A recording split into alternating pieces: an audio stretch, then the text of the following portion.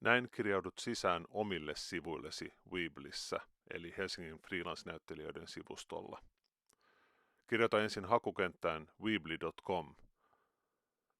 Etsi sen jälkeen painike Login ja klikkaa sitä. Kirjoita hakukenttiin oma käyttäjätunnus ja salasana. Kun olet tehnyt tämän, pääset seuraavalle sivulle, joka on Weeblyn aloitussivu. Etsi sieltä painike Edit Site. Klikkaa sitä ja pääset taas seuraavalle sivulle. Tällä sivulla sinun tulee Choose a page to edit, eli valita sivu, jota haluat muokata. Etsi sieltä oma nimesi, koska et pääse muokkaamaan muiden sivuja.